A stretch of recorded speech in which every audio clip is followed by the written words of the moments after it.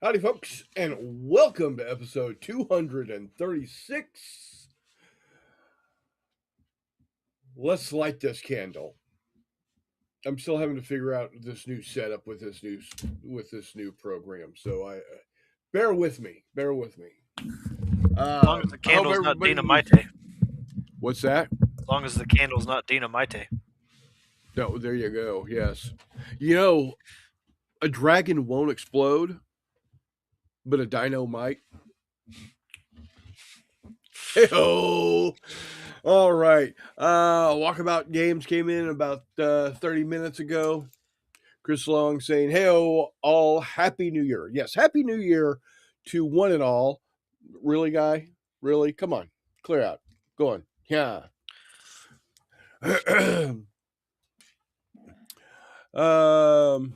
Charles is in the house saying hello. He came in about 30 minutes ago also. Telemachus.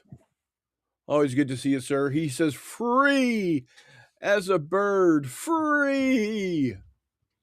I don't know if he's wanting to sing Free Bird, but that works too. Yes, Chris, we are live. And then he says, "Hey, we will have McMurray joining us here shortly. He's gotta get home and take care of his evening ablutions. But we'll have him here shortly. So, let's see. What did I do the last couple of weeks? Well, Thursday, went over to my buddy Doug's. Thursday being New Year's Day, of course. Went over to my buddy Doug's, and we played Fistful of Lead Starfighters, Battlestar Galactica. We had three Vipers and a Raptor up against five Raiders and a Heavy Raider. The Heavy Raider did not make it, but all of the Raptor got blowed up, and no, one of the Vipers got blowed up, and the other two Vipers and the Raptor skedaddled home due to having more shock than remaining damage on the ships, which I mean is actually pretty accurate for if you watch the new Battlestar Galactica. Because what they would do is they would go out and go up against the Cylons while they calculated the jump back at Galactica, and then when the jump was ready to go, they would disengage and fly back home, or fly back to the Galactica. So I honestly, although there were no colonial ships left on the board at the end of the game, the Colonials still won because the Heavy Raider, which was their target, was destroyed. And only one of the Vipers was destroyed. The rest, basically, even though they were forced back, even though due to rules they were forced away, it very much felt like an actual instance of Battlestar Galactica space combat. And we played that. My buddy Doug and Brad were there. I ran it. I played the Cylons. They played the Colonials, and then after that was done, we got ready and we played some Car Wars. And I don't know how many of y'all have played Car Wars or how long ago you have played Car Wars, but it was a lot of fun. It's over 30 years since I played Car Wars last. And Doug has just about everything, including the Formula One expansion. And I told him would be cool is to do just a straight race. No guns, no bombs, no mines, but just a straight Formula One race. with those rules. I think it would be pretty cool. Um, I'm also an F1 fanatic, so um, there is that. But um, and then other gaming wise, I haven't done anything else. Now I don't know what we've got going this tomorrow. Um, let's see here. Let me see if I can find my email real quick that talks about what we may or may not be doing. Hi, Puss. Um, let's see.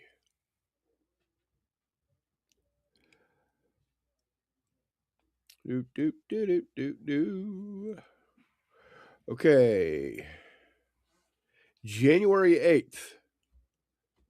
We're going to do a game of Battleground World War II.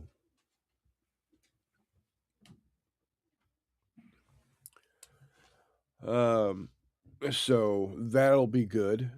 And then Saturday, going over to my buddy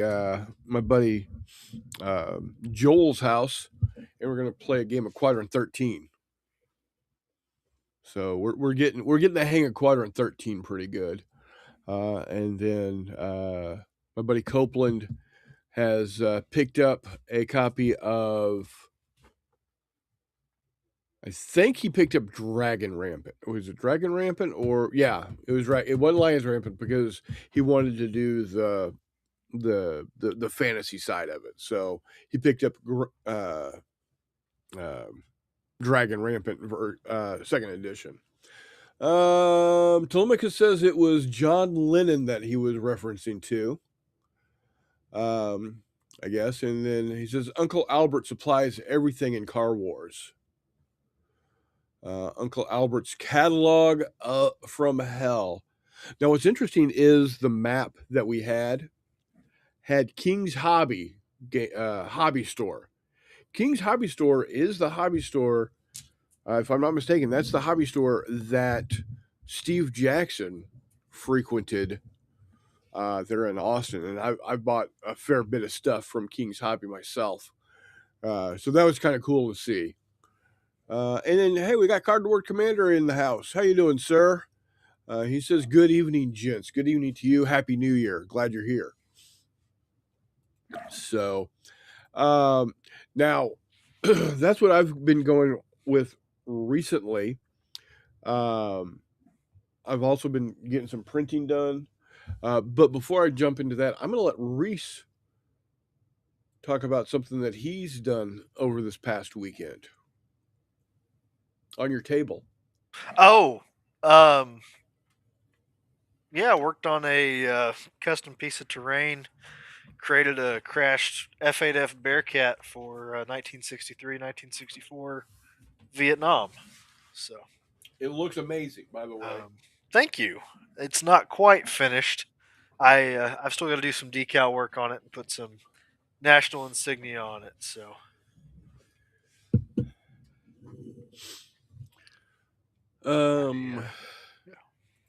Yes, Steve Jackson has no relation to Samuel L. Jackson.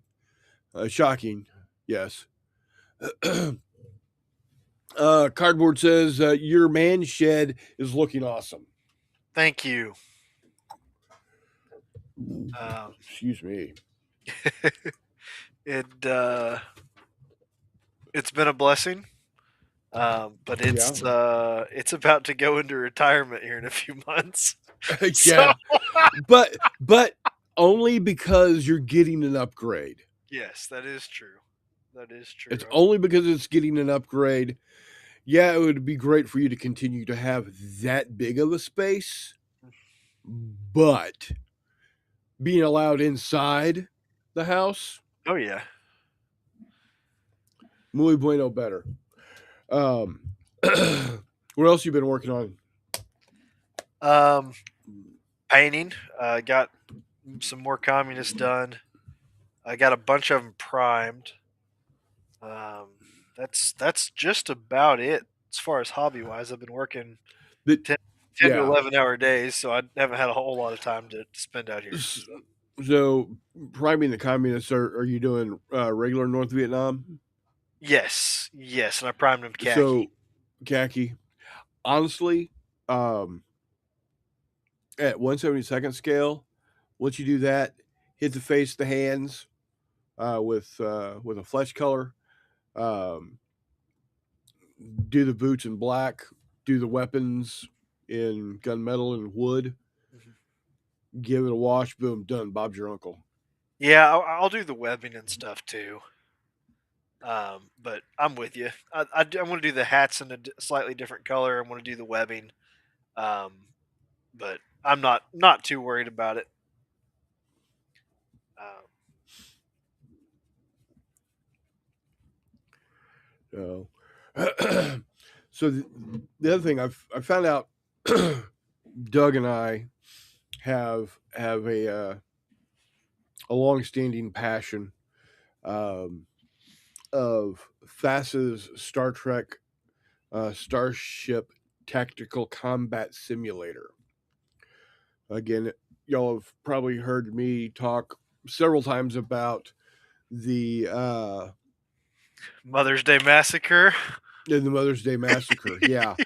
Uh, so it was the first game that I bought with my own money.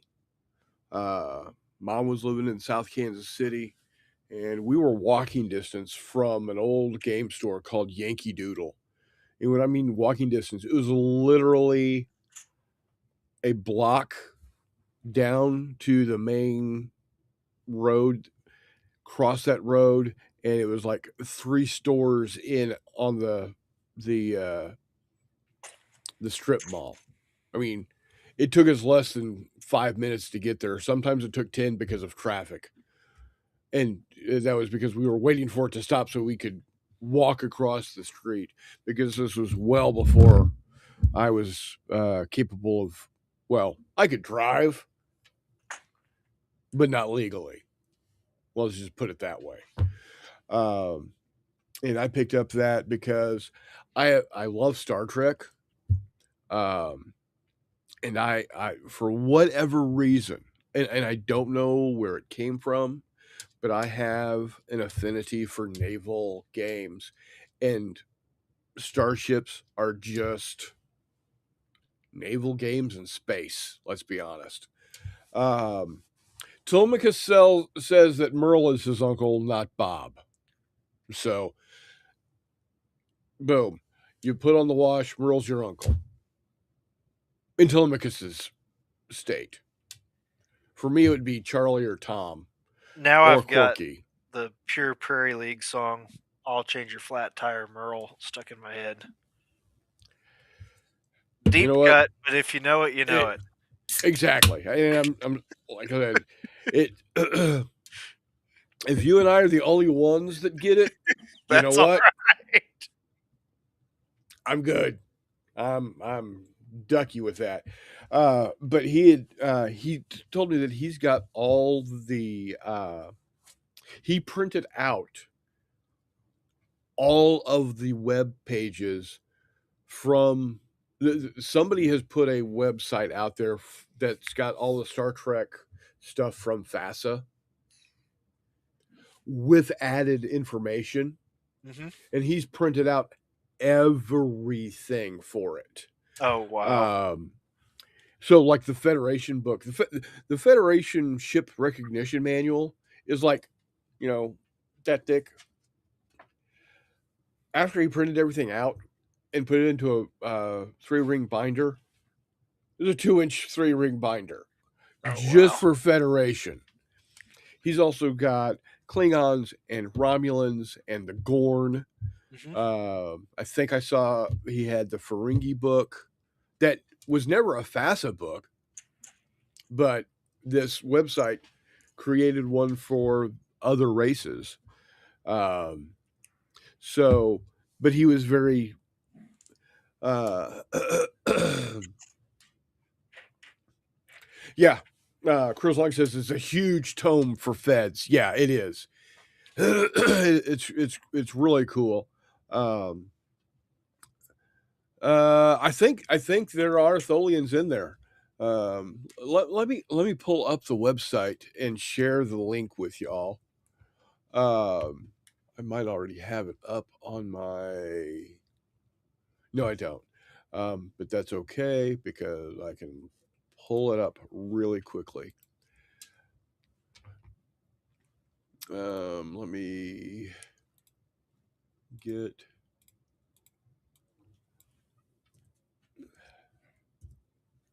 Here we go. So here is. I'm going to link the website here.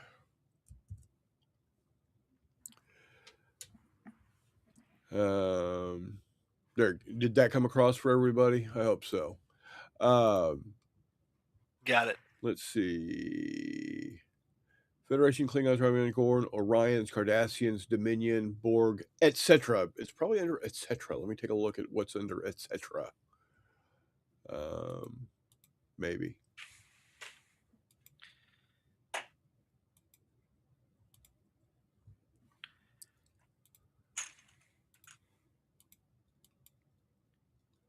Okay, that's the forums. There we go, etc. Yeah, the etc. has Ferengi, Breen. I'm not seeing any Tholians. That's no bueno.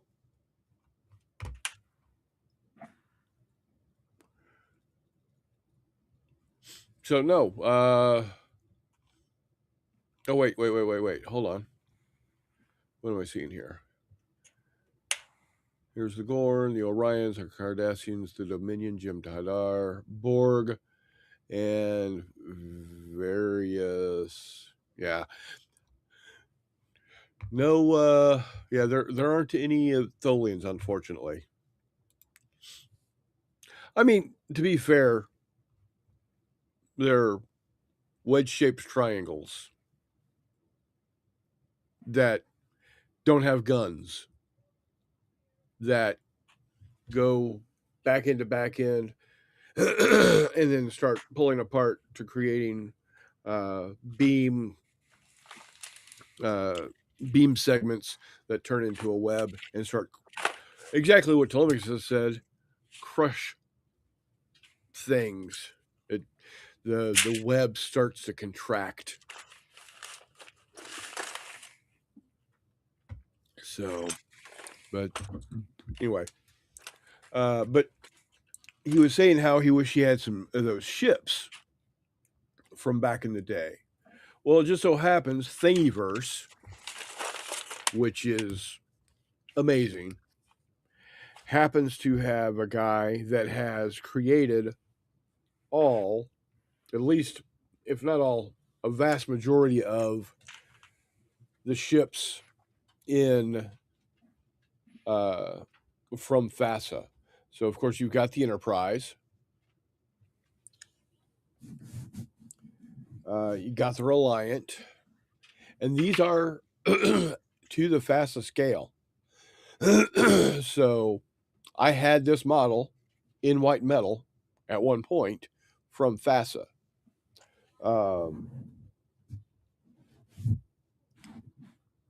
So, here's a movie era D7. It's got all of the fancy feather work on the wings. And of course, the ever popular tiny little bird of prey. So I'm getting these printed out. I'm going to give those to him. He's supposed to tell me what other ships from the list he wants me to print for him. But I said, you know what would be really cool is that if I printed them out in 1/2400th scale. So this is the same scale as GHQ ships. So got that one, and then I've got this Romulan. They call it the Winged Defender. It's one of my favorite because it looks like a raptor It looks like a bird of prey raptor. And then my favorite little destroyer, the Remora. It's just a tiny little guy, single engine.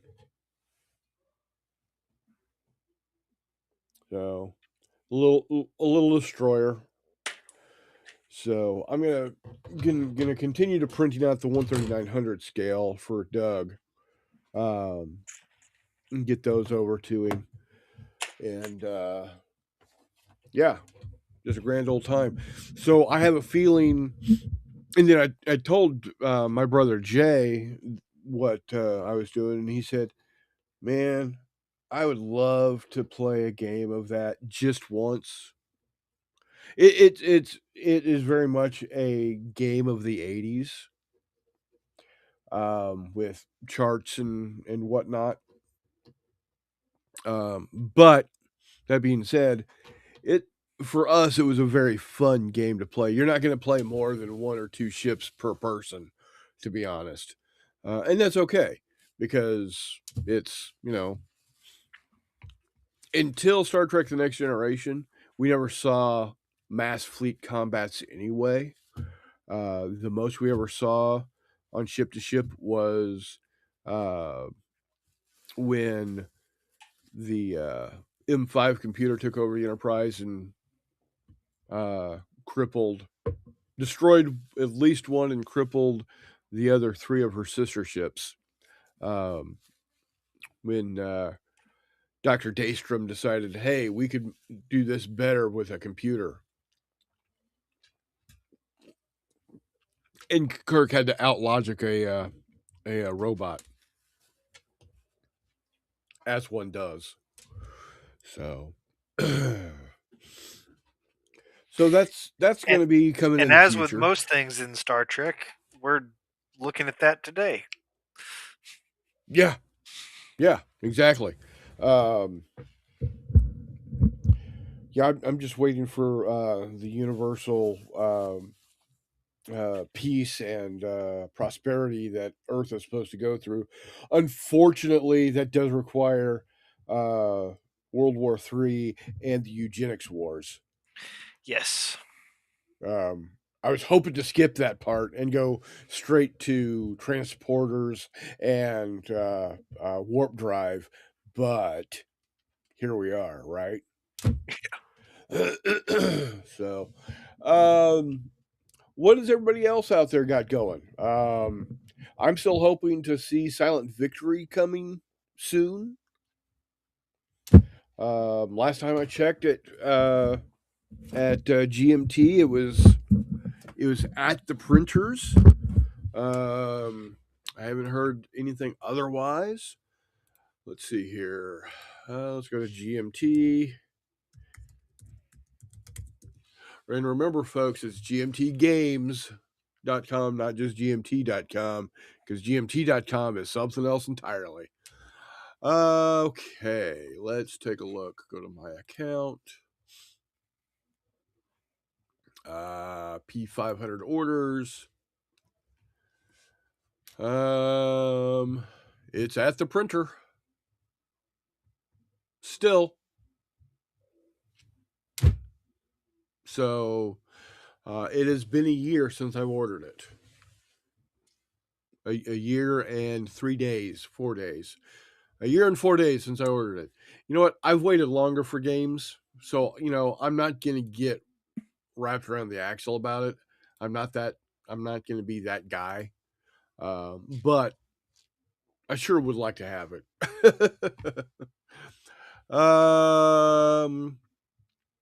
Here we go.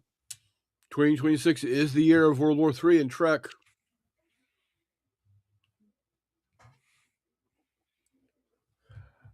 Y'all know I don't like going political on the show, and I'm not going to. But you just got to look at what's happening. We might not be that far off. Mike's in the house. How you doing, Meandering Mike? Happy New Year. I'm glad you could make it. For those of up in the Pacific Northwest, I hope y'all have not floated away. That would suck, yea, variably. Verily, excuse me, not variably. Good Lord. Yea, verily. It would also variably suck. Yeah, yeah. Yes, Mike, anticipation is making me wait. I'm like the, was it, Heinz ketchup commercial? Not it wasn't Hunt, it was Heinz. Yeah, I'm like that one little red drop of ketchup just about to fall onto the hot dog. Now I want chili dogs. Damn it. And I already had dinner. We now want chili dogs. The problem is, and I knew this was going to happen, Reese. I knew it was going to happen. What? We're about to veer off topic. On food?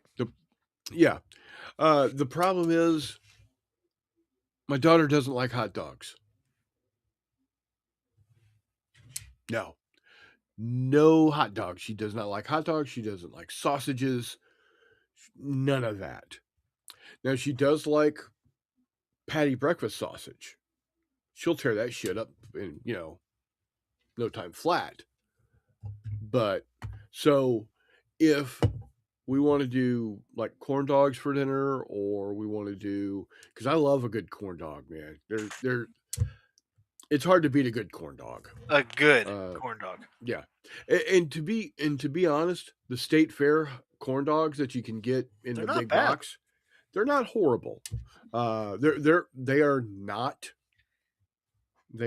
what you're going to get at a state fair by any means, but they're not horrible. But yeah, no grilled hot dogs, grilled brats. Well, Donna doesn't like grilled brats. She loves smoked sausage, but she doesn't like grilled brats. Strange. Let's see. Charles says back table 28mm trolls and skeletons fighting for the graveyard, reading rules for Prairie of Flame, painting some terrain stuff. Got a 1/100 scale king tiger waiting for assembly. Nice. Charles. That's now Prairie of Flame. Someone remind me what that was. If I'm not mistaken, it's a board game. For some reason, Kansas comes to mind, but if I'm wrong, let me know. I wouldn't be Chris surprised Long. if it's like Wilson's Creek or something. Could be. Yes, Chris. Chili dog. Meandering Mike had chicken, green beans, and potatoes with lemon dill mayo for dinner. That sounds good, man. That sounds really good. Now, where I am working, I cannot say directly who I'm working for.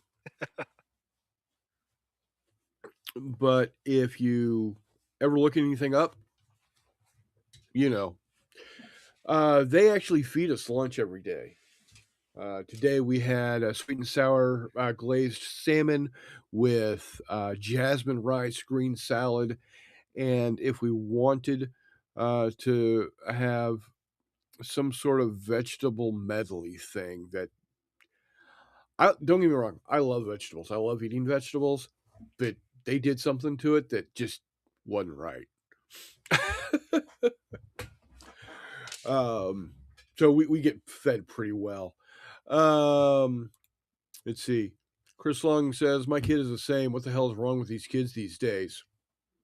That's a great question. She also doesn't like steak or anything with a bone in it. Yeah. So ribs, right out.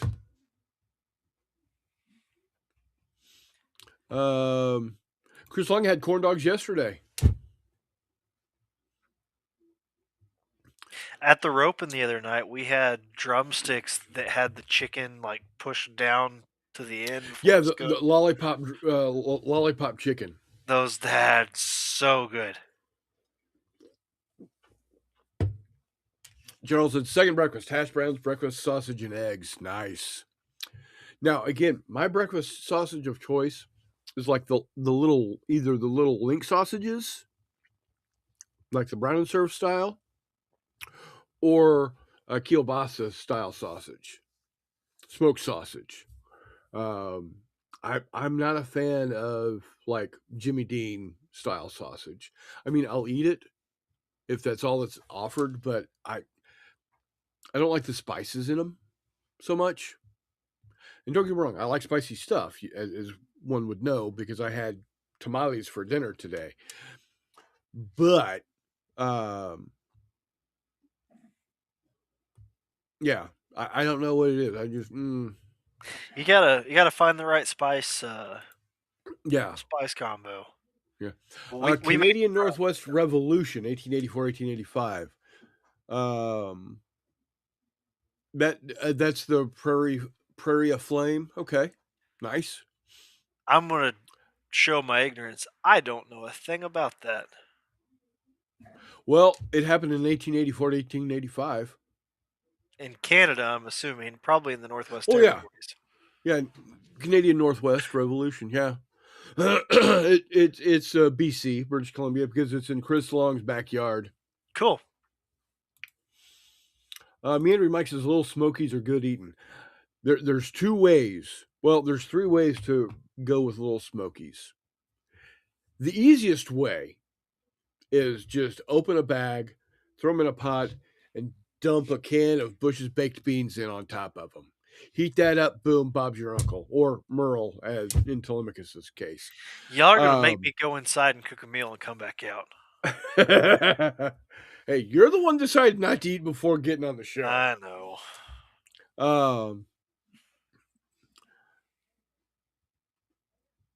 Riel, Riel, some sort of rebellion in Western provinces.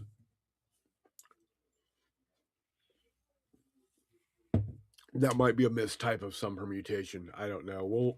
We'll give Chris Long enough time to either spell that out if it's an acronym or change what he typed.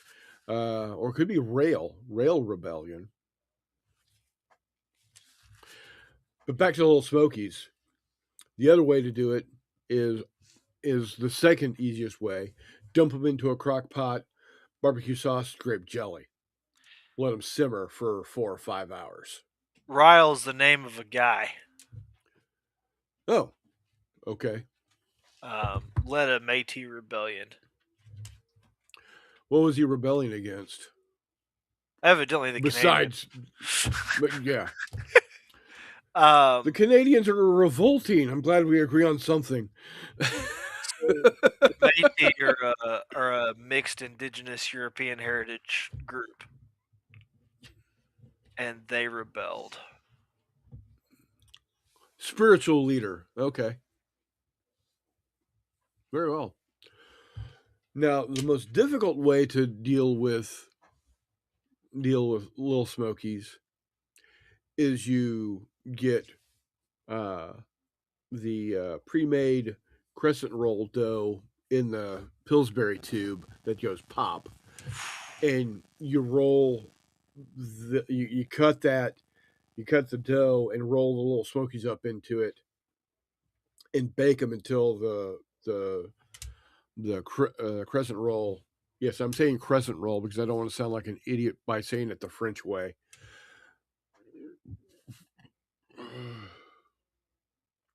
Yes, Mike, they do look like little purple turds. I am okay with that, because the other thing you can do is when you put those in there, you can also drop in like little meatballs in the same sauce, and then you look like, well, Franken beans, if you know what I mean.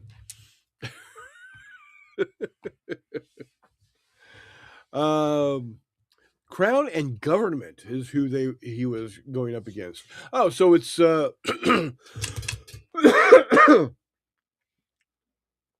excuse me. It's Branch Davidians 100 years early. If he's a spiritual leader, I'm just saying. Is that basically what it's all about, Reese? It looks like you're looking it up. Yeah, this is going to be more than one night's research to fully understand this. Um, Not a normal hex encounter game. Combat happens when both sides occupy the same hex. All right. Metis people. Metis? Okay. Métis. Mati. As in French? Yes. Yeah, okay. All righty. Well, Charles, you're going to have to let us know how that goes. Definitely, you have piqued my interest, as it were. So, yeah, I definitely. think it's more akin to our Indian Wars than it is Branch Davidians. Each hex is 11 miles across. Oh, so it's a. How big is the map? How many hexes to each dimension? Hey, hissy cat. Whoa, whoa, whoa, whoa, whoa.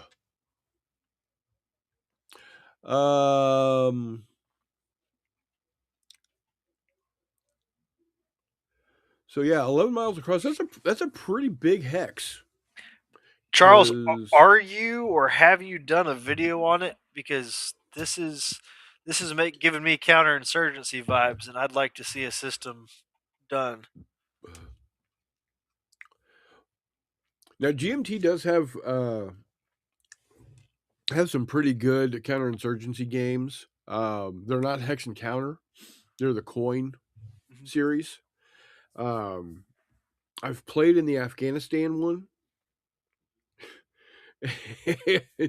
I I got the Americans as my team that I was playing. And at the beginning of the game, I asked Palmer is the one who brought it. Our buddy Palmer. He's the one that brought it. And I got handed the Americans, and I'm looking at, everything that I'm supposed to do or not do or whatever. And I looked up at him and said, "So,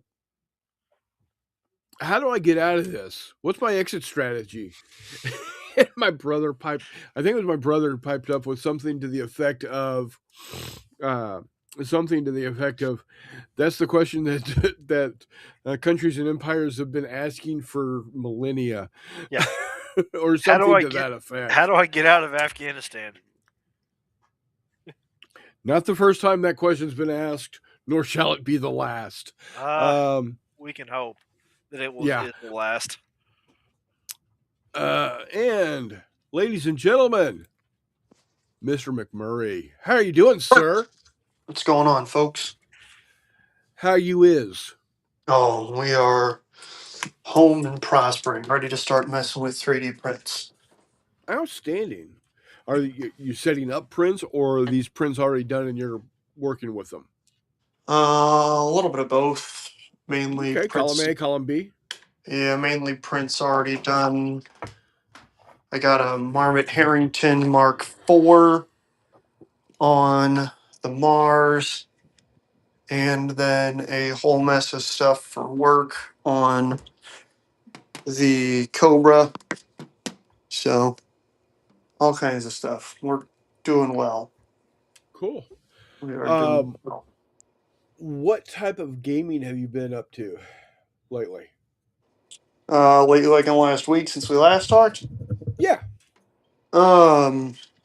I played the Hoth Star Wars game, the Command and Colors game.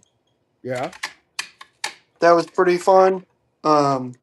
It comes with like an Epic variant built in, so the table or the board flips, and it's got half of the Epic board on the back, which is kind of cool. So you need 2 copies to play the Epic? Yeah. But that's not bad. It's not.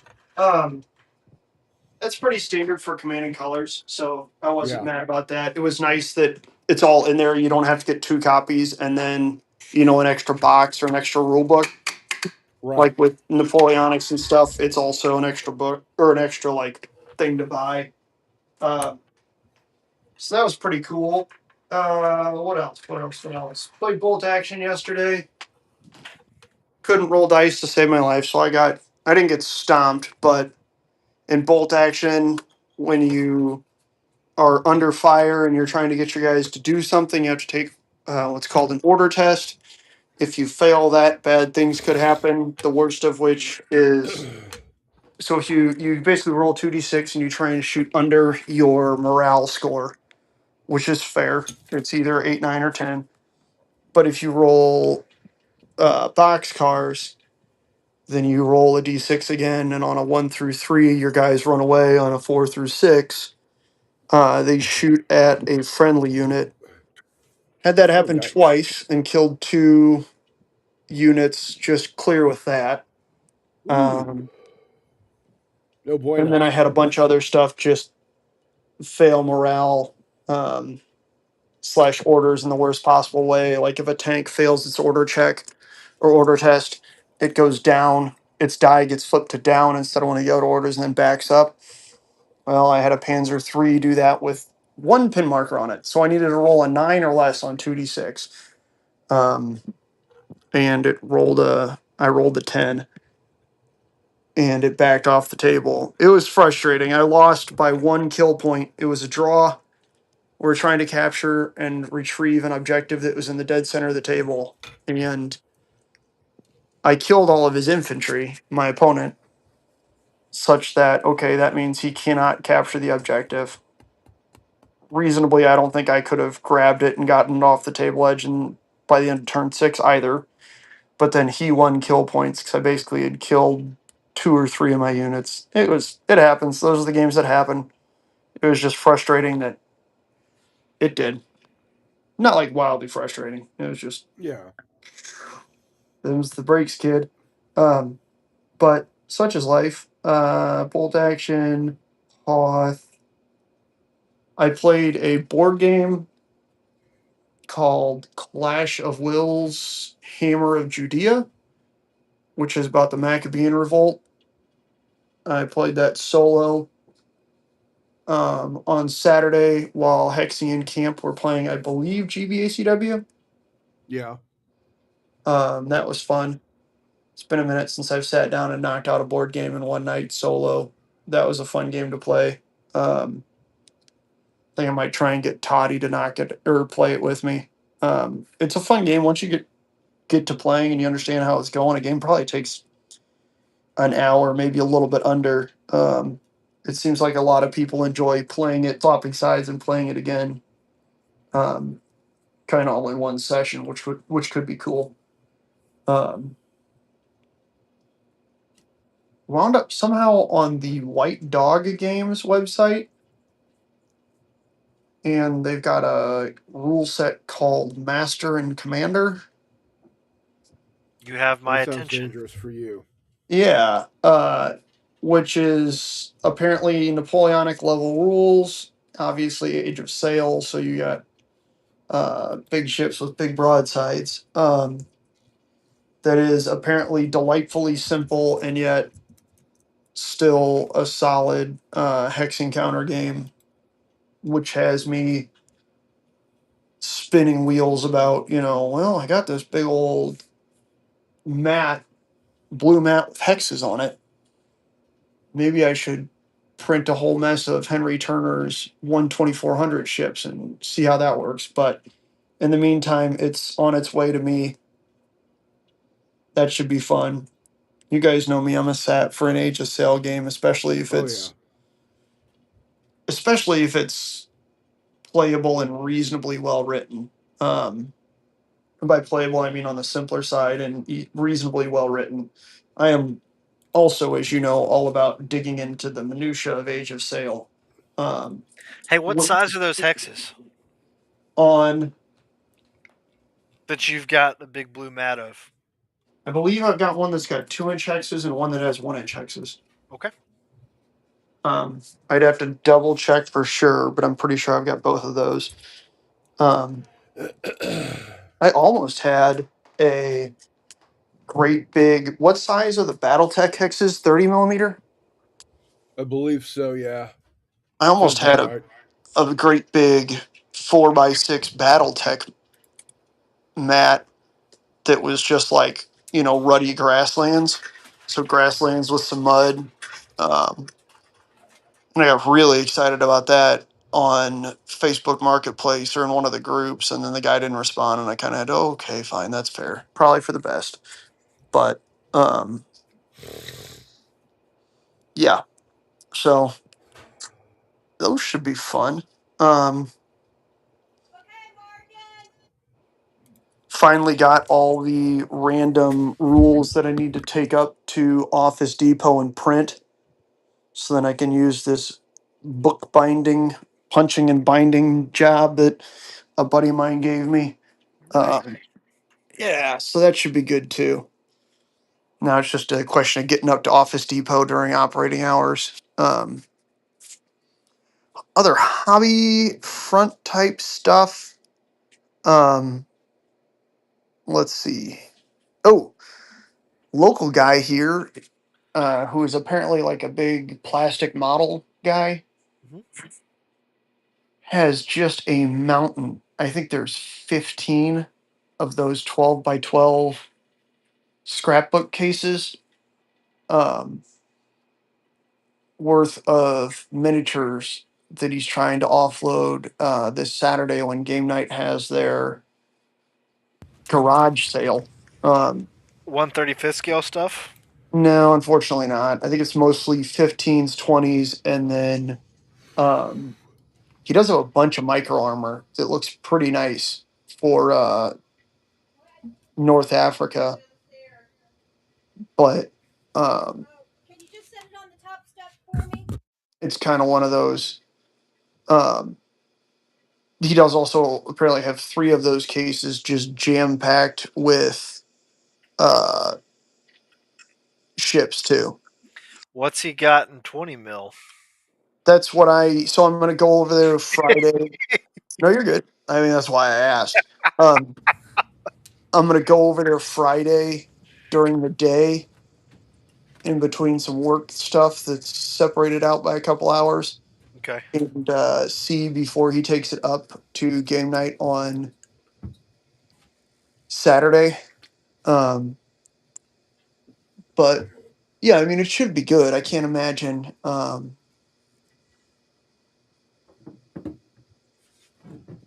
The guy who kind of pointed me in his direction has bought lots and lots of models from him, and apparently he's quite reasonable with models. So the hope would be that the same holds true with figures. But in either case, he was talking about something like probably $1 a figure, which depending on what it is a pretty good deal.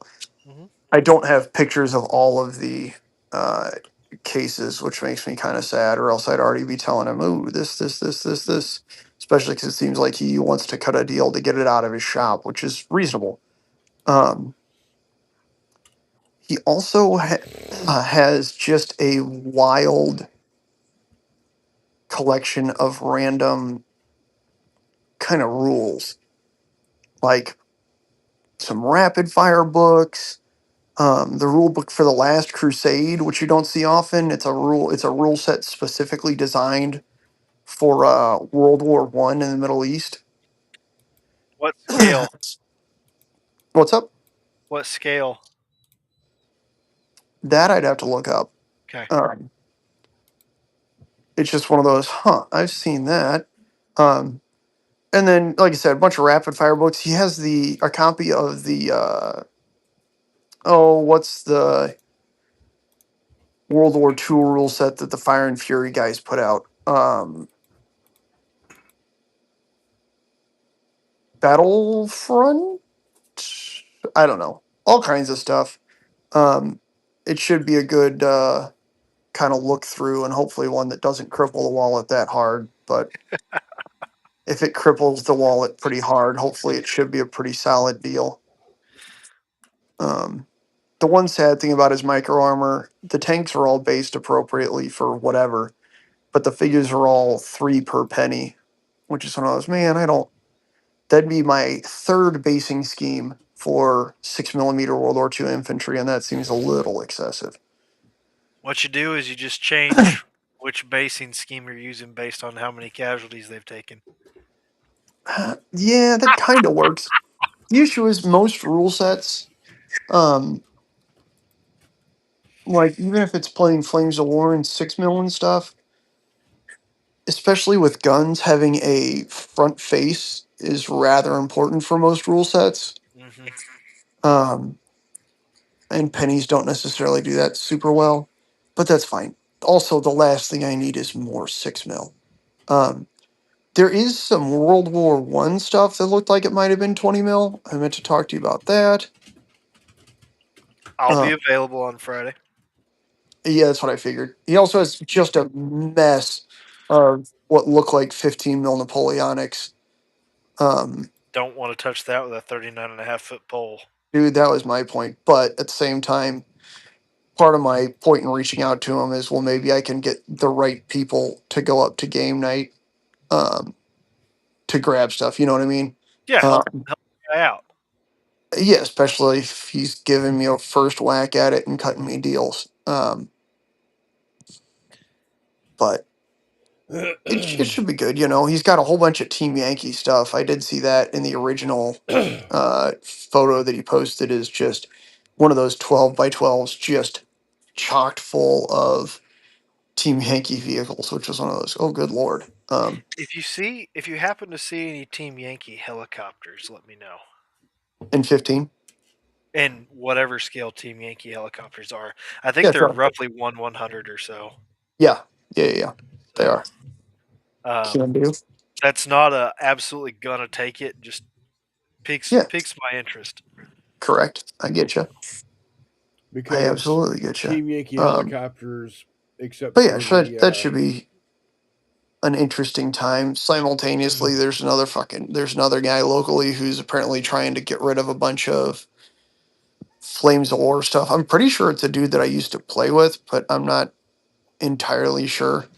Um, so there's a distinct possibility there will just be an obscene amount of 15 mil flying into my house, which worse shit has happened. Chris, what were you saying about Team Yankee helicopters? so Team Yankee helicopters, I think you're except muted, big dog.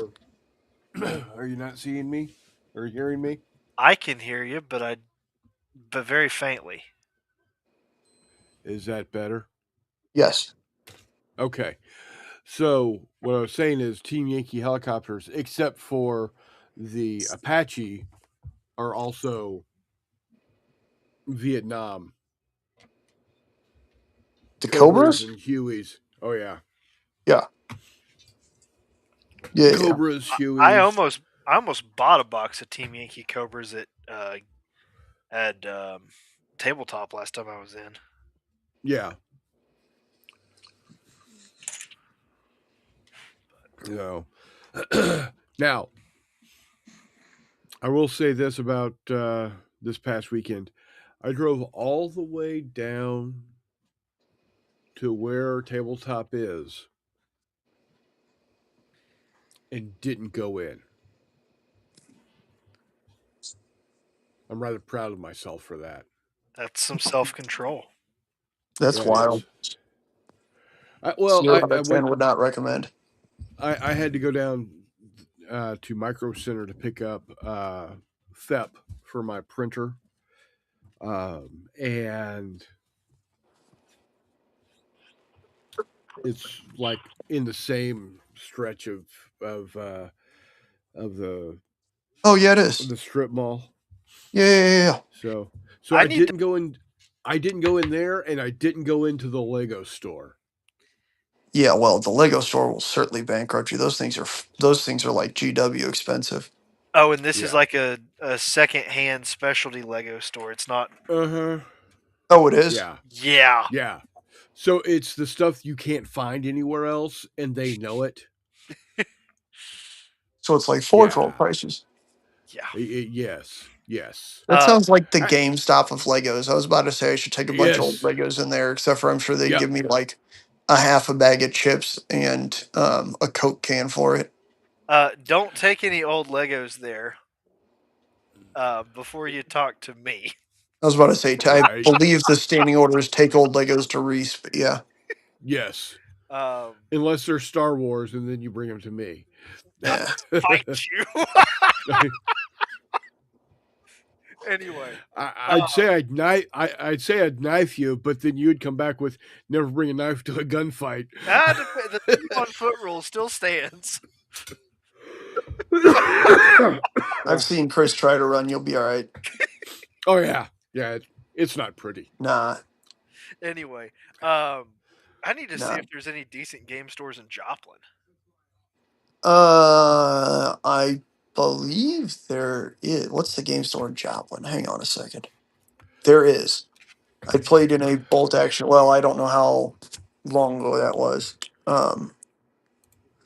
If not, there certainly are in Springfield and Rolla. Eclipse Games in Rolla is fantastic. Springfield used to have a wonderful hobby town. I don't know if it's still there or not, Yeah, but I bought a lot of stuff from them over the years. fair. Looks like No. there's a couple.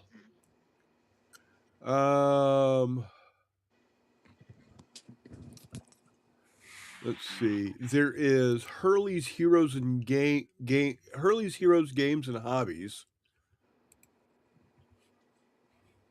Oh, Meta in Springfield is a pretty decent store.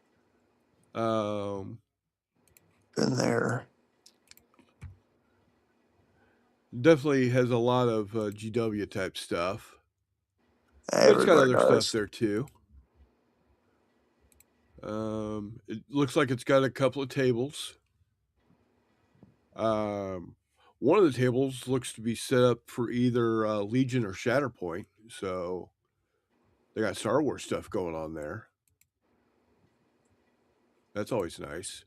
Looks like they got a pretty decent selection of different board games, paints. So yeah, so Hurley's Heroes Games and Hobbies in Joplin looks decent. There's also the Clubhouse of Joplin. There's also P&A's Hobbies, which has a bunch of RC car stuff, which probably means they'll have model kits. Yes. Those two usually go hand in hand pretty well. As well as all so the yeah, hobby stuff you're gonna need. Yeah. The Clubhouse looks to be more comic books and memorabilia type stuff, geek nature stuff, which isn't a bad thing. Trading cards. Looks like they got quite a bit of role-playing game stuff. So a different vibe, but still not bad.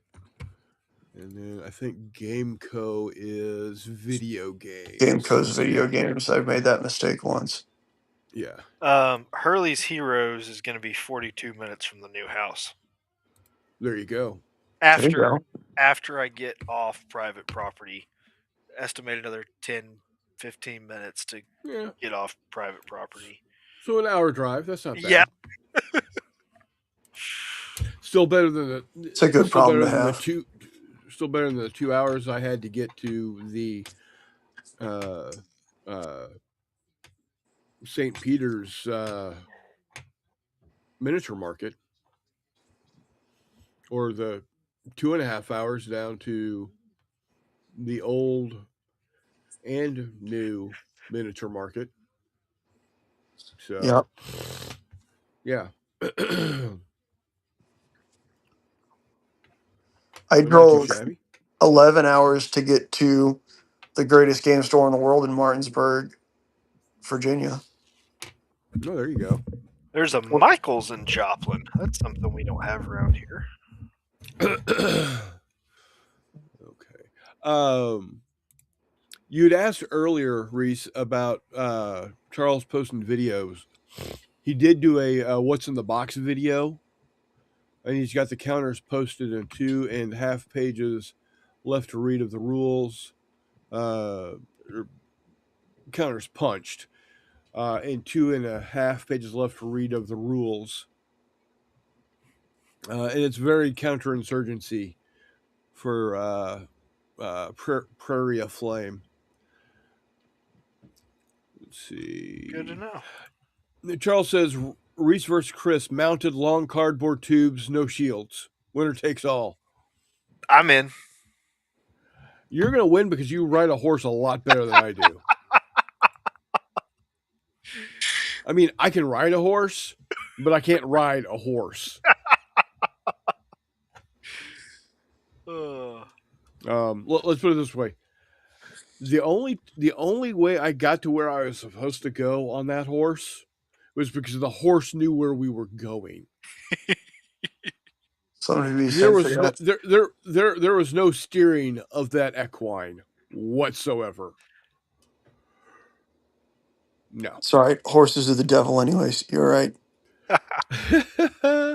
Well, yeah, we know you are not a fan of. They ruin trails and crap all over the place. Well, there is that. What? Why are you looking at me like that? I would take a horse over a dog any day. Well, yeah, because I mean the horse has got long legs and it just kind of goes right over. I mean, maybe not a Great Dane,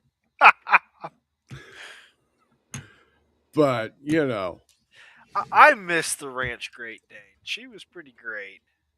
the what? We used to have a Great Dane on the ranch. Oh yeah. She was great. She'd walk right up to your car and stick her head right in. Huh. Mm-hmm. No, Yep. not jump on it and stick her head in. No. Walk no, up to the car no. and stick her head in. Yeah. Oh. We She had used a to Great kill Dane. armadillos too. Hell There yeah. you go. We had a Great Dane. She was blind and mostly deaf.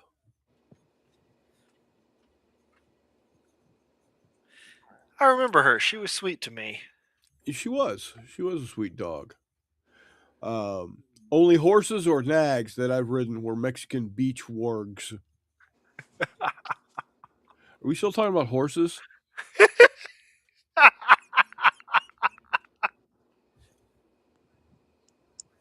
Mexican nags, I'm just saying. Watch the teeth. Yeah, Ellie was a good dog. And of course, apparently this house isn't allowed to not have a large dog, so we've got Boomer. Well, it seems like you guys could probably just compile the 12 dogs you do have into one large dog if you really have to. Like, It's just put only them in a 5. trench coat or something. It's only 5. Oh, but how many cats? 2. Oh, I'm down okay. to 2. I'm down to a reasonable number of cats. You guys back to well, yeah, but if you're back down to only 2 cats, you're not gonna eat sesame chicken for the next like 4 months, so that's no good. I mean, there is that. Chicken. Meanwhile, you walk into my house and get mobbed. Yeah. They're delightful. They So are are the dogs. delightful. Heyo. No, Boomer is part Newfoundland, part Labrador Retriever, and part. I always get this messed up. What color is he? What? I did not hear what you said. Because you got 2 brown dogs, Oh, don't yeah. you, Reese? I've Uh, got. You got a brown and He- then like a whitey colored dog too. I have a brown dog. I have a white and brown dog, and then I have a solid black dog. Yeah, I was about to say, and then the black dog. What color is Boomer? Boomer is brindle, which is All right, well that's a brown- made up fucking color. No, it's not. It's dark brown or medium brown with dark brown tiger stripes. That's called brown. Boomer is a No. brown dog. That's awesome. Brindle is a distinct color. Coloration, because Yeah. you know he's got stripe. It looks like he put on tiger stripe camouflage. But does he shoot the VC? No, he would eat the VC because he eats every fucking thing else. Meanwhile- he ate a glass Christmas ornament. Yeah, my buddy's black dog ate a bunch of CDs and like parts of the cases and then a bunch of records one time. That was weird. He's not a big Yeah. dog, but he ate a bunch of them and it's awkward. He also has a Michael Jackson paw. If Yeah. if Charlie was in Vietnam, like my dog Charlie, they'd just drop him into POW camps because he would figure out how to escape and take everybody with him. Oh, I was about to say, I think Charlie was in Vietnam. That was the whole fucking problem. Those Yeah, eyes, that we've was the seen whole everything. problem. Like that was the whole Um, point, Reese. Charlie's the one that we can't figure out how to contain, Yeah. so he just exists. He's Well, wonderful, right. but Yeah. Now, give you an idea. Boomer can put his nose on the top of the cabinet without lifting himself up. He's 100 pounds. He's a big dog. And then we got Hiccup, which y'all have seen on the show. that's the He's tiny up to ones, white and black. No, not So the that's tiny one. Snippy. No, that's Snips. No, Hiccup is the short hair with the little scruffs on his jowls. Anyway, he's 65 pounds, 62 pounds. Yeah, something like 60, 62, 65, whatever it takes. What's that? What color is that dog? He's black and white. Black and white dog with the mustache. Yeah. Okay. Charles wants to know if the VC had horses. I'm sure if they did, they were on the Ho Chi Minh Trail, but I don't know. I don't know that necessarily Or they horses. were on the menu. That is true. I'm not sure that horses do super duper great because they need all the peculiar feed and whatnot. I know the VC used like semi-domesticated water buffaloes. Yes, they did. And then I know the Chindits had a bunch of mules, but that's a different war altogether. Yeah, I don't know about that, Charles. Hey, Jeffy, what's up, buddy? Chris Long says no. I'm about to Google Indochina mule and see what comes up. It's gonna be some dude with a bunch of drugs in his butt. That's what I was about to say. No, yeah, be careful. It's some pictures of French guys with pack mules in French Indochina. There you go. Yeah, no horses, buffalo. True buffalo, because what we have over here in the United States are not buffalo. They're bison.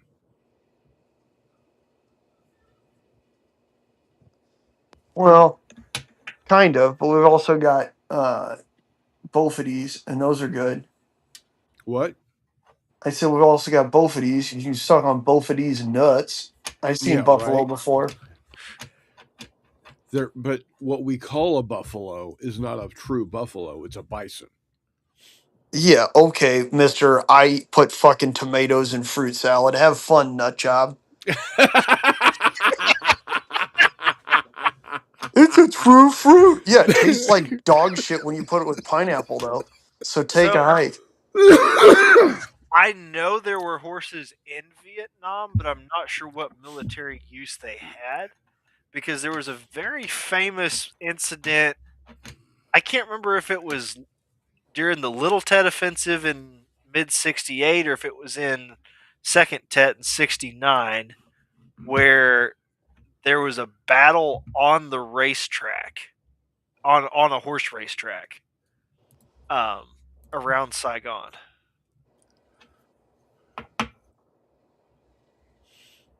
Charles has buffalo. See? That'll work. Chris Long says he's got bisons 10 minutes drive from him. Oh, nice.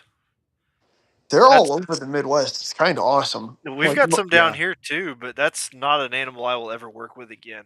Like not domesticated, but not like wild bison that are free roaming.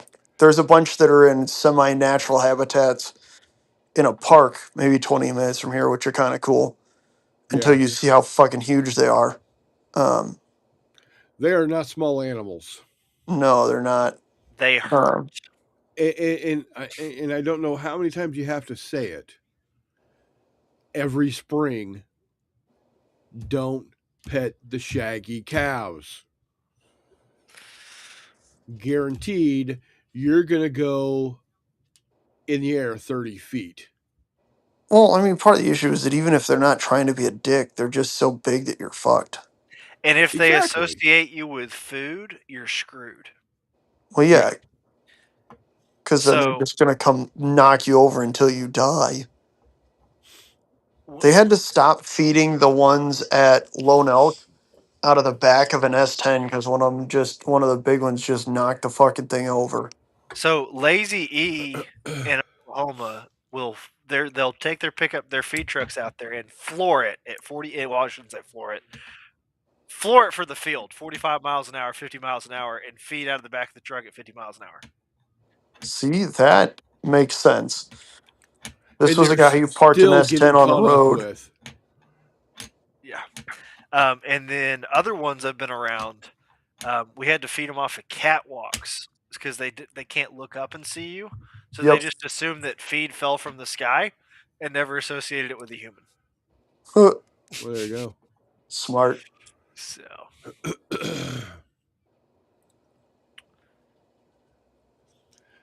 anyway, Chris Long says every year here in Canada we have a tourist get attacked. Dude, it's like 2 or 3 a week in Yellowstone because these dumb motherfuckers want to just go up and, oh look, I'm going to take a picture with the shaggy cow. I think we need 2 advertisements for Yellowstone. I think we need free admittance to pay to pet shaggy cows, and we will set up the appointment for you. And another one that is charging admission to watch somebody try to Watch pet the a buck. shaggy Yeah, cows. and have I'm an down with arena. Yeah. They Do just need a pay-per-view, giant man. sign that says Pay-per-view. Yeah. They just need a giant sign that says Kevin Costner doesn't actually live here, you dumb fuck, go home. Right. Jesus. Charles says in our mountains we got turkeys, mountain lions, bambis, and snakes. Yeah, we got all of them and some bears Yep. occasionally. We have elk in Yeah. Missouri now. That's cool. We have Yeah. elk and bear and mountain lion and deer and lots of snakes. All kinds of stuff. Yeah. Shaggy cow. Those were turkeys. We've been over this. Yeah. What about turkeys?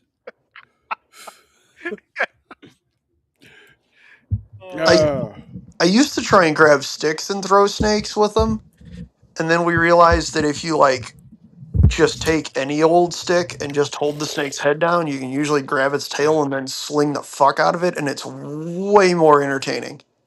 Yeah. If you do it quick enough, I've never done it with a venomous snake, nor would I want to. You just got to spin them real fast so the centrifugal force or whatever keeps their head away from its face. You can pick one up by the tail and snap it like a bullwhip, and it'll break. Oh, that's awesome! I know what I'm doing this summer. But you got to be careful. Yeah. On that backswing, if you hadn't cracked it yet, they will strike. Yeah. That used to be the deal with copperheads at camp, was I would get a stick under them and fling them like a lacrosse ball. Yeah. I can just see it now. Boy Scout volunteer bit in the eyeball by a copperhead. I'm wearing my eye protection. I'll be fine. When he was using it as a bullwhip. Well, you can also do it by you do it over your head like an umbrella, like a helicopter propeller, and then you just smack them on a tree. Have done that. Yeah. 38 special snake shot does wonders. Correct. 38, so do 39, rocks. whatever it takes. But yeah, we did all kinds of goofy shit. They're everywhere. Spitting competition. Charles Weed eaters do great also.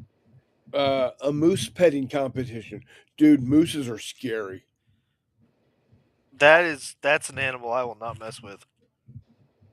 It's another like awkward borderline megafauna that I don't. I'm okay. Technically they are megafauna. They're pretty close. Chris Long says I'm always very careful around the cougars. They're dangerous. You wake up the next morning going, "What have I done?" They always have snacks, Chris Long. There's always snacks. There's Werthers in their pockets. Jesus Christ. You said cougars, not gilfs. Run away, Chris. Um, This got interesting. yeah, sorry. We got a wonderful 15-hour day on not enough sleep. Hey, when you're desperate, any port in a storm, right? Oof, I don't know. Um, some of that shit is a no can defend. Right. Uh, You know the term coyote ugly, right? It's where I you'll know the chew your own term. arm off to get away so you don't wake her up. Oh, yeah, like a muskrat. Right. Yeah, yeah. I want to say we used to when I was still working at the range, it was quite outstanding. We'd go drinking all the time, and usually the challenge was to find like one of the most haggard places we could. Uh, just not necessarily like places we're going to get shot, but just where the people were quite entertaining. And it was always No Can Defend and Winged Freak Terrorizes City were the two like almost shot calls like you've got when you're on a offensive line on football Uh and you got to huh. communicate something without hitting them on. Those were the two real good ones was No Can Defend and Winged Freak Terrorizes City. Chris Long says he finds if he buys wine, it distracts him so he can run. There you go. Chris Long's no dummy. Nah. What are you cats doing over there? Like I said, you gotta do what you gotta do. I did have Cheaper the something to wine, ask. the better. Dude, box white Zinfandel. Ugh. Ugh. That sounds gnarly. Nope. I'm just saying. I'm just White wine's saying. gross. The best wine is cheap table wine in the gallon jugs, but for whatever reason, people who drink wine out of boxes decide to turn their nose up to that. And it's like, yeah, you fucking suck. At least mine's in glass. Like, that stuff's awesome. We used to get after it. Um, yeah, Charles see, says in my Charles has got it. younger misbegotten days, there were lots of little dark holes in the wall bars that I visit on a regular basis. Some more often than others. Yeah. Yeah, that's what we used to All, do. all I can say, go ahead. No, you're good. All I can say is my mom was the manager of one of those misbegotten bars, so Yeah, there you go. No, we used to have like whole things built around the activity and thus what drink it required. Um, like at one point in time, we watched, I don't remember the other movie, Gladiator and some other movie about Romans.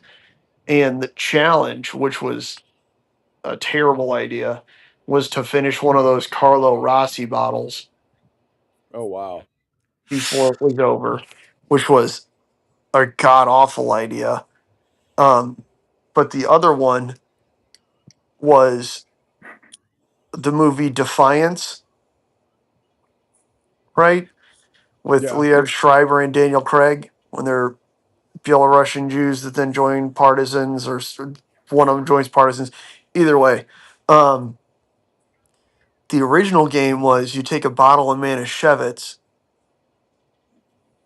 hit play, take a big old drag off of it, as the movie opens.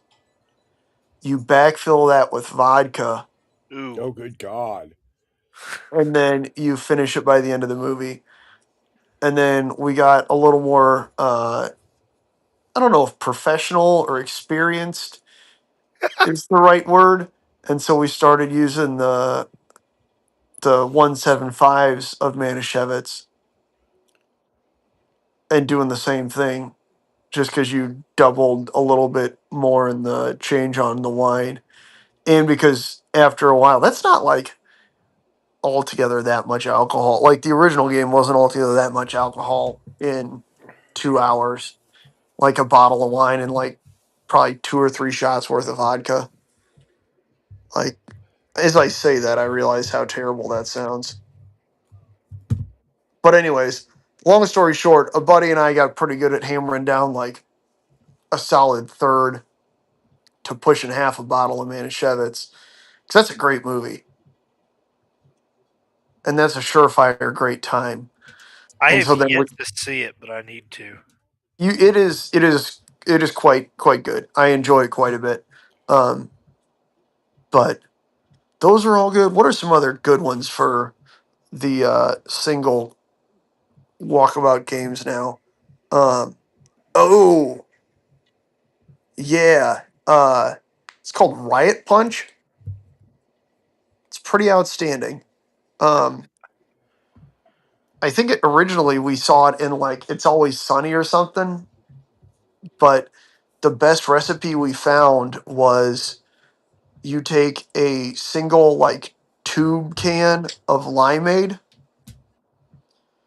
and it fits right into the mouth of an Nalgene bottle. And then and that's like right at 250 milliliters of limeade to concentrate. And then you can dump in 250 milliliters of vodka and shake it up. And there's enough like air at the top because an Nalgene bottle will actually hold, 1.25 liters. Um, that you can shake it up real good and that stuff goes down super easy. It's a great way to not remember what you're doing and possibly shit your pants. But it does go down. It drinks real good. It's real refreshing. It's like a really self-hating Russian margarita. But anyways, wow, I used to be an alcoholic. Huh. Yeah, geez. Sorry, Jeff. Yeah, you're not wrong. In other news, that's how I got into the spirit of painting the Russians. Good Nah, Jeff, Lord. I haven't had a drop in coming up on 6 years, buddy. It's good times. Glad to hear it. It's good times. That being said, Charles is 100% right. It's after a year or a couple years out of college, it switched to pretty exclusively beer, and that was a far better time because it's wonderful, and because the little bar next to my house, it's like a half-mile walk from my house down through a park, had $6 pitchers of beer, which was outstanding, and there was You know what the never best anyone in beer there. is? Free beer, You free beer. correct. Second best is cold. Yes. Yeah. Absolutely. The other fun one was the little bar in Farmington, which is kind of the closest town of any size to camp. We went in there so frequently that they would run out of pitchers because there were a couple summers there where there'd be groups of 30 or 40 of us going in there. Um, so they'd run out of pitchers. And then we asked the bartenders, like, hey, Brandy Faith, can we bring our own pitchers? 'Cause they didn't give a shit. We tipped their faces off. We were great, and we never caused any trouble. We were great bar patrons, but um, and so they're like, I don't give a shit. Who cares? Sure, bring a pitcher, you morons. So we found these great big aluminum pitchers that originally came from Irondale Scout Reservation, which opened in 1925, and I believe the closest we could find was that they were World War I surplus out of like basic training centers because that's what a bunch of the other stuff that they were kind of with was like these great big trays we used to fill with you know 35, 40, 50 pounds of green beans and shit. um, but those things were the better part of a gallon, and both Brandy and Faith, true to their word, had no problem putting a gallon or a little bit more in a pitcher and then letting us hammer down on that. It was a good time. It was a good time. So back to the topic. What are you looking forward to this year, Mr. McMurray, game wise? Um, one of the local guys that I really enjoy gaming with retires at the end of this month and starts a 9 to 5 job. Um, it's at the Muni, so it greatly increases over the summer. Right. But when it's not the summer months, he's got a little bit more flexibility, and he is very excited to go to gaming conventions. So I think he's trying to make it to like CincyCon, Little Wars. He's been sending me stuff all day. Cool. Phalanx Con, all kinds of stuff. He's got a whole list that he's made. And so I'm kind of excited with my current schedule, most of the time giving me Friday, Saturday, Sunday off. I'm kind of excited to maybe go to a bunch of random conventions That's cool. and just play games for a solid, 2.5 days. But Outstanding. looking forward to that. Looking forward to just all the normal games. I don't know Yeah. what uh, Todd and my's large, annual game will try and be. Usually we do at least one. Hopefully I can convince him into two this year if I can find a early year and end of year game. Um, but whatever that is, I'm sure will be delightful. Yeah. A couple years ago we did It Never Snows. That was great. We did the entirety of between Todd, Jeff, and I. We did the entirety of MMP's Day of Days, which is Right. the entirety of the D-Day landings and defense in I think battalion scale, which is colossal. That was really fun. I played. There's 3 separate scenarios built into that game. One is Omaha, Utah. Utah is the airborne landings, and um, then one that's British and Commonwealth beaches. So Jeff played Omaha. That was pretty easy. That's probably the smallest of those scenarios. I had Utah, quite fun, and then Todd and I played through. Todd did most of the work, but I helped him as much as I could with playing through Commonwealth beaches. That was super cool. Last year we played a few smaller games last year, but then we also played um, a Most Fearful Sacrifice, Herman Lettman's big Gettysburg game. That was delightful. I'm excited, Chris. I'm excited to see Good. that. No, it's Chris Long Walkabout. Yeah. Yeah. Excited to see him back in on YouTube. Other than that, just honestly trying to make it to I think the Tuesday group that I gamed with for a decade or so before COVID is mostly rejuvenated. I can't tell you the last time I showed up on a Tuesday and didn't have somebody to play with, so that was quite nice. Um, so between that and then other random games as I can get them in, I'm just excited to play games, continue as much as I can on the trend of painting more stuff than I bring in. Um, so I'm pretty good about that this year. Uh, so who knows? It's the sky's the limit. Um, but again, I think this is going to be another year of big trying to finish out or mostly complete projects, which is going to be easier to do now that I've also organized um, my miniatures probably in a more complete and better fashion than they've ever been. Yeah. So, Charles, I think your recipe is like a shitload of torpedoes and a shitload of bombs. Or, and follow me here, a single Iowa in either storms or night. Yes. Yeah, either one of those. Um, yes. And then Chris Long is going to have a new channel with his brother. What's that about? What will that be covering? Is that 3D printing stuff or contact front or what? Or advanced? I can't ever remember what your rule set's called. I'm sorry, Advance to Chris. contact. That's it. I was starting on it. Um, but yeah.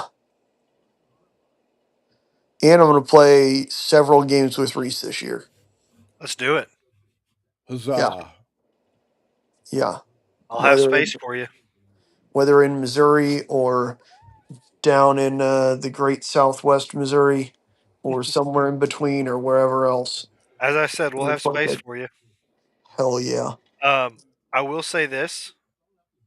Let me know so that I can give you a ride to where we're going once you get to a certain point.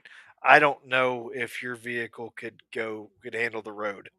The Scoobaroo? Probably not. Who knows? So it's I'm not just rough. going to show up at your house. It'll be all right. No, I know, but it's we got about 2 miles of ranch roads after you actually get to where you're going.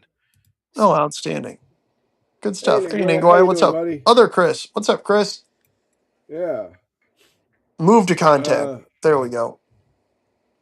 Oh, yeah, like the Space Marines and stuff you've been painting. That's pretty cool. Yeah, Reese's Hobby Barn's bitching. It is. But it won't it's getting there. but it won't make the journey to the new place. Not in this So, form. Not in this form. well, I get it, but that means we gotta have like 30 pounds of tannerite packed into that thing for when you move out. No, I'm Good taking it with Lord. me. I'm leaving it on the ranch somewhere else, and I think I'm going to use it for Oh. long term storage. Oh, that's badass. Even better. Cool. Fair enough. Well, that's good. I'm not sure that the airport would appreciate us blowing up that much tannerite that close to the airport. I have good relationships with airport security currently. I would like to keep it that way. I don't need to be on a watch list, so that's fair. Right? And I feel like sending a shed into a low orbit without contacting air traffic control is a good way to wind up on a watch list. You know, we could probably figure it out. I'm sure we could. But if we could put it on floats and float it down the Elk River, that'd be even better. That'd be bitching. That'd be like a houseboat. If we could figure out how to anchor it off the deck, I think we can do it. Oh yeah. Oh yeah. Don't think I won't figure that out. Just got to We're make just, it flood resistant. I mean, how many cans of Flex Seal do we need? I've watched those That and documentaries with Billy Mays. My that and boss the said he tape. paid for materials, so let's figure it out. Hell yeah, dude. Take care, Chris. See you, Chris Long. Be well, If, buddy. Where's Thanks for that? dropping in. if we put motors on the hobby shed, on the war shed, and took it down the river, All I'm saying is we got Flex Seal, we got canoes, and we got outboards or trolling motors. Trolling motors might be the better idea, but yeah, that'd be one sick place to game. or we could build a frame and mount the outboards as if they were trolling motors that they were pulling instead of pushing. That might be a decent idea too. We could do it. We could probably do it in Or a weekend. what's up? We could probably do this in a weekend. Oh yeah, easily. Or we could do Hey, a push pull thing like a train. That would work too. how much do 55-gallon drums cost? More than it's worth. Depends on where you get them. You can get a shitty pontoon boat that is basically a teardown for almost free. Yeah, just take the pontoons and Yeah. in the underside and just put it on that. Yeah, there Yeah, you go. I was about to say. I'd imagine Just needs to be probably 26 feet long. it's a big pontoon, but we can figure it out. Yeah. We'll just wait until fall, or actually, we should wait until like mid-spring and drive around the lake, the Ozarks, when everybody gets down there and realizes that they didn't cover their pontoon right, so the entire frame or the entire deck is rotted. Yeah, I think we got a plan. Let's do it. Yeah, dude, and then it'll be stable enough we could probably mount a gun in the front door and surprise people. Well, yeah. I'm down. Yeah, I'm I down. give less than 0 fucks. Let's do this. Put a 12-pound mountain howitzer on it. Yeah, What exactly. I really need. Yeah. Chunk. I Hell, miss shooting that thing. it'd be badass. I've told you this before. We had a 12-pound mountain gun at Mahaffey when I worked there. Yeah. Shooting that thing off was fun. Oh yeah. Let's see here. Does Dixie have what size mountain howitzers does Dixie have? Yes. I've already looked. All There's a the bunch. Every sizes. now and then they change the inventory though, and it's pretty awesome. What is it, sweetie? Coming back up again? Come on.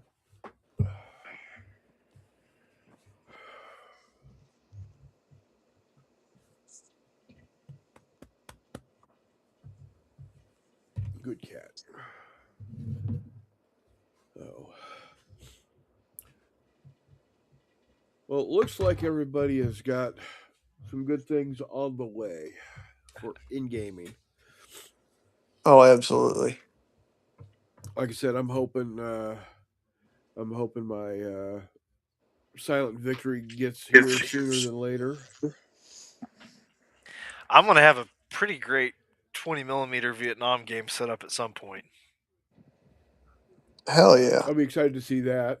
Yeah, come play. Um, I'll only be like 2.5 hours down the road or so. yep. So Yeah.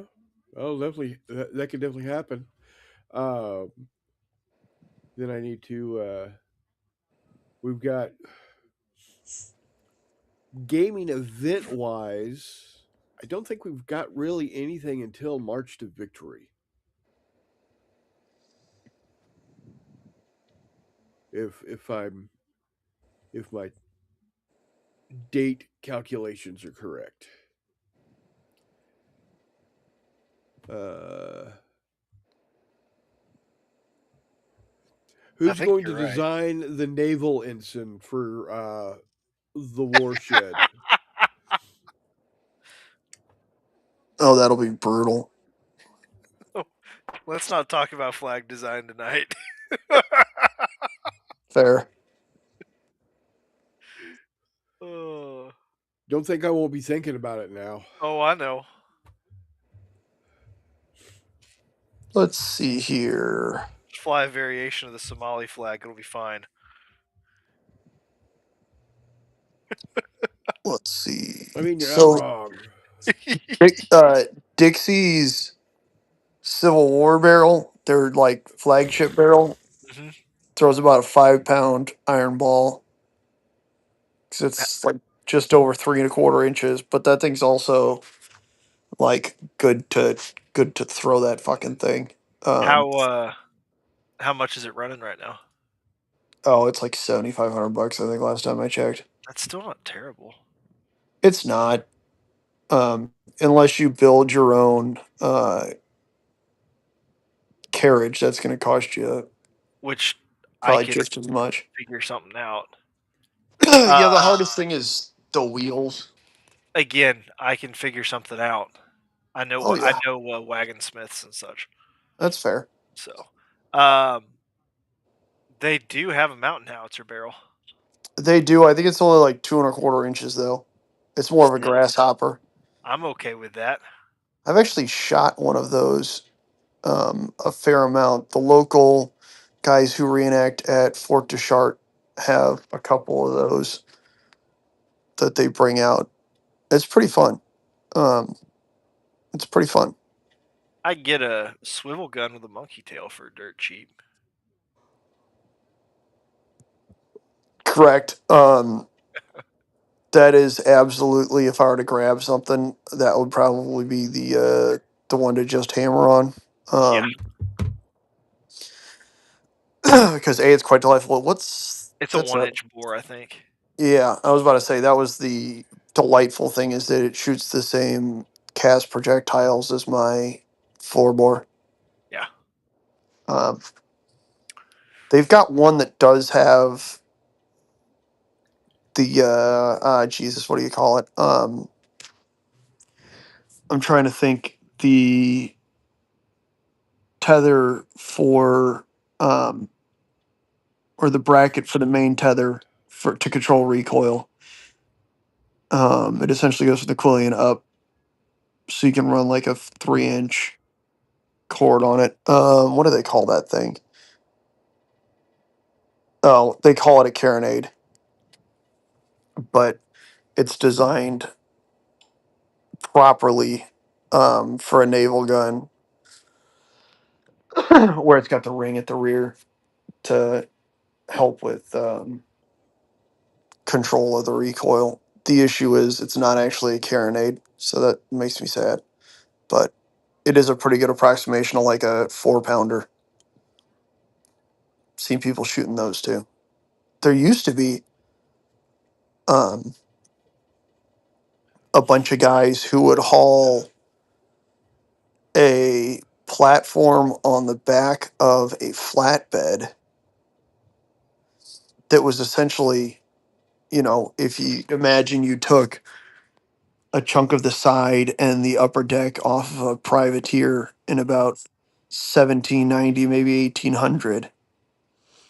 And it was a big flatbed, big wide job, but they had all the tackle rigged up with one of those, and it was quite cool to watch. Um, but either way, Whew. I'm still thinking about pirates. Are the Glencoe pirates your correct scale, Reese? I'm not sure. It says they're 132nd. That'll work. That's close enough.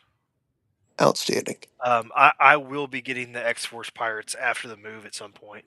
The what's? Expeditionary Force Oh, that's a thing. stuff. Yeah. Expeditionary Force Expedition. miniatures. They're out of Singapore. They're expensive, and you got to buy a lot of them because they don't charge shipping. And to justify it, you got to buy like 4 boxes, I think. Let's see. Expeditionary Force miniatures pirates. Oh, those are fancy. Yeah, and the Royal Navy gun crews are pretty slick too. Yeah, I just saw those. Yeah. Well, on second thought, maybe just holler when you do that. Yeah. I'll when I order them, I'll let you know. Let's see. Oh man, there's all kinds of 54 mils on here. That's not what I need at all. Yeah. I stay away. That's reasonable. And as I said, that doesn't include shipping. I mean, they don't charge shipping, if I remember correctly. Yeah. Now, I think they still have the minimum of 4 box order, Yeah. but I mean, their prices have gone up over the years, but they're still not terrible. Well, let's be honest, it could be far worse. Could be a lot worse.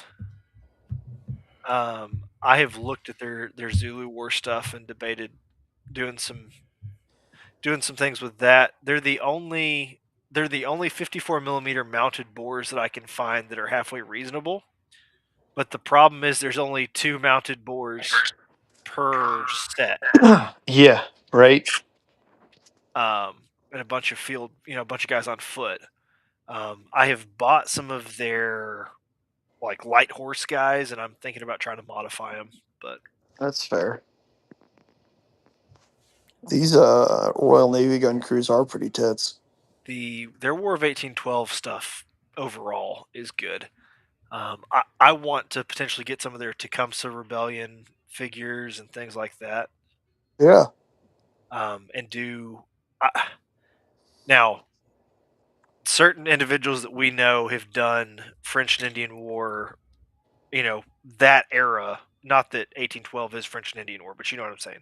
Mm-hmm. They've done that era so well. I feel like I need to almost do mine in winter because I've got pretty decent winter terrain. I won't have to worry about competing with that. Absolutely. Or we just put them all on boats and say, screw you guys. Well, that's what I'm thinking about too, is having some sort of keel boat or something. Oh, yeah. but like a keelboat or bateau is real easy to make. To be honest with you, there's no curves on the whole thing. That sounds awesome. Yeah. Yeah, that sounds pretty slick. That's going to be a future project. Why will the pictures of the Royal Navy landing party not load? Their website can be a bit janky. Ooh, yeah, but I can zoom in on the other page. That's pretty outstanding. Well, Reese, there you go. Yeah. We won't have any trouble reaching a minimum order. Getting a few boxes of those would be nice. Can you tell they're all multi-part figures? I have no idea. No, I mean, they are. I know they are. But can you Oh. tell that they are based on the pictures? No. Not So really. most of the hats and arms and stuff will be interchangeable. Oh, that's nice. Yeah. Like that helps quite a bit, honestly, for not having just 8 of the same figures, Exactly. or not 8, but like 30 of the same figures. So if we're doing a gun crew and I want to stick an Indian head on a guy or something because he's on a keelboat. Oh well, yeah, they are all multi-part. That's really cool. Oh, Yeah. that's not what I needed to see. Yeah. I've only made one order from Expeditionary Force ever, but Well, I was not disappointed. that'll change. Yeah, I know. Quick question. Yeah, what's up? What can I do for 172 scale Spanish 1898? Because I cannot find Spanish to save my life. Unless I just get metal 20 mils or 25 mil or whatever. For like East Asia sort of stuff? Spanish American War. Oh, okay. I have all this jungle terrain. I might as well do Philippines. Yeah, I got you. Maybe let's see. Are you trying to do them in because they had like the sun hats as well as like campaign hats. The question is like, which ones are you trying to do? When you say campaign hats, I mean, like a Smokey Bearish hat. the Spanish did? Yep. It's Did not. not know that. It's not like perfect Smokey Bear hat. It's kind of got like a cowboy hat, top to it with a semi-straight bill in some cases. Sometimes floppy, sometimes folded. I was But just thinking about whatever straw hats they had in Cuba, like that kind of thing going on. well, again, that's why I asked if it was East Asia, or like South, or like Central America, because a lot of what you found in Central America was like not necessarily provincial forces, but Well, maybe and local forces, which are a little bit different. I've seen some references to some of them having kepis on, of all things. Correct. So Because that's what I was looking at. Because originally I was going to try and do French Foreign Legion stuff to surprise you, but I couldn't find any that didn't have the Havelocks on them. gotcha. And I wasn't about to try and cut all those off 20mm miniatures and then sculpt hair or something. Well, I would not be surprised if some of the Spanish had Havelocks on the back of them. Fair. But anyway, it's as you can tell, my 20mm setup's rocking and rolling. Yeah, it's outstanding. I enjoy it. I'm excited. I've got some more stuff coming that'll help it out quite a bit too. Hell yeah. Got some rice patties and some custom terrain coming. And then I'm trying to figure out how to build bamboo that I could take out and move like cornrows in war games, if that makes sense. Like area terrain that I can move so that people can actually stand there. So experimented with just using a single base and putting some bamboo stalks on it and then making a ton of those. Mm-hmm. But haven't figured out how I'm going to do it yet. Those are going to knock over so darn easy. That's kind of what I'm thinking, unless I put a washer in it. Because that's what we did with the flight stands. Yep. But I Yeah, don't but know. we're not necessarily moving miniatures in between the bottom of the flight stands. You know what I mean? True. Like I feel like the bamboo's gonna fall over easier. Um, what if you just took and did like the Little Wars TV style thing where you put the bases on like the gym foam, like you made the bases out of gym foam, and then you Okay. just drilled and put um the end of a needle, so you only have like a half inch of a needle sticking out of the bottom of each of your stalks of bamboo, and you just pick them straight out, push them into the foam, pick them out, put them into the foam. Um, for the most part, depending on the glue that you use, you can usually get away with that as long as your glue layer isn't ultra thick. I might try that. Because guys do that with like trees and fences and stuff. Hmm. They use like the puzzle mat style stuff. Works half decent. I also had a random thought today. 172 scale Banana Wars, Oh Jesus, I like it. but I I don't know get who I'd it. go up against. Like who I could, like what forces I could find. Yeah, I don't know where you would find miniatures. That's for sure. Like the issue there is that that kind of stuff isn't even necessarily out in a commonly available scale for like Yeah, 3D printing to where well we can try and scale it down or well we can try and scale it up.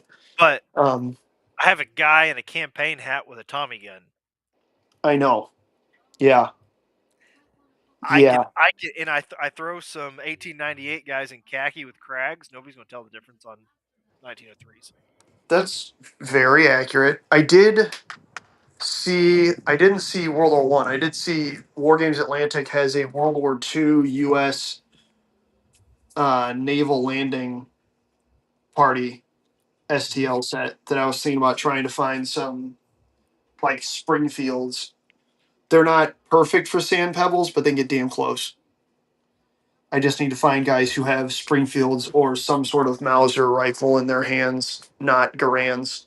You know, I could use boxers for sand pebble stuff. You could. That's really not that far off. It's not at all. It's like And 20 one could years. one could use 172 scale cowboys for South American bandits. Correct. I thought you were going to say guys defending the foreign legation, but that too. Yeah, yeah, yeah. That too. Well, I have 172 scale civilian defenders of the legation, Hell yeah. and I also have 172 scale boars. But I need to find 172 scale mounted boars that are not outrageously expensive. Yeah, and the issue is Boers didn't really wear chaps. I was about to say you might be able to get away with some cowboys, but you A have little bit of to find those. filing and most chaps come right off. What's up? A little bit of filing and most chaps would come right off. That's fair. I was about to say if you can find some like uh Tombstone Earp Brothers style figures, those would probably work pretty good for both. The coats are a little longer than most Boers wore, but at the same time, it gets cold on the veld at night, and so I'm sure there were Boers wearing longer coats also. Oh boy.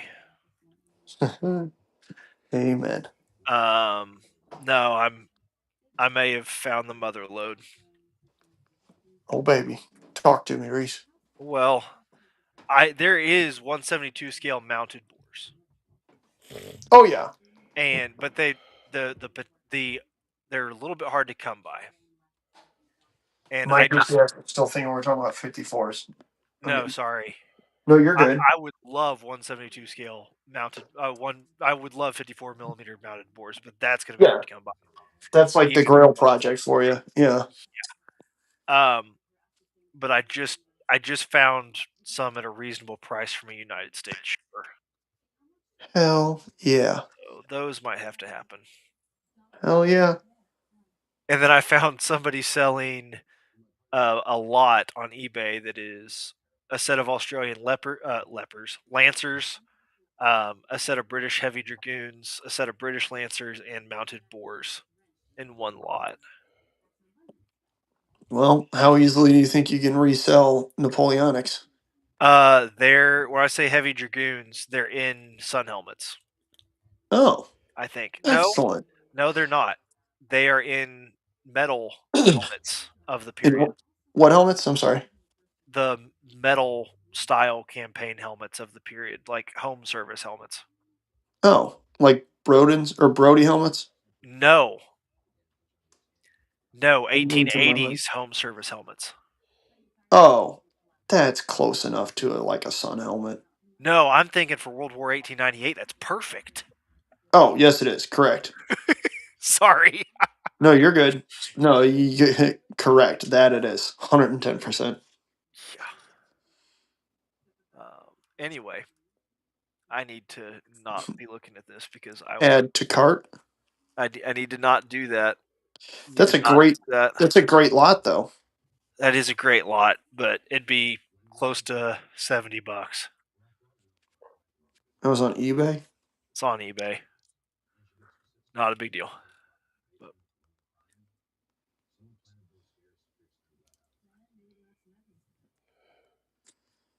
I'm saying that's basically market price for those. Oh, I gotcha. Okay. So, but I did find $15 plus shipping mounted bore set. I might pick up. Hell Scowls yeah. in the house with a little bit of filing and the chaps come right off. Must resist. Damn it. That's what she said. It takes That a while is- for me to unbuckle all of mine. I'll say that. Hey now. Whoa. Easy killer. Just saying, I'm probably the only one on the show that wears chaps on a regular basis. And not for entertainment. No. Let's leave that out. Oh, Strelitz used to make mounted bores in 20 mil. Yes. When you say mounted bores, I know you're referring to BOREs, but I'm just thinking of boars riding horses, BOARs, and not the British. The pigs. What? Yeah. That'll happen. Man. So, well, I think we're gonna go ahead and wrap up for the night. That is probably As for the usual. best. We had a wide gamut of topics, food to bars to jousting with cardboard tubes. And how to float a warshed. Exactly. So, as usual, it's another standard chronicle of Not Jay. Again, this coming week, I got some gaming going on. I'll fill y'all in how it went this next week. Oh, excuse me. Whew. So until then, shit. As always, we will see you on the flip side. Take care, guys. Later, guys. See you, Paulie.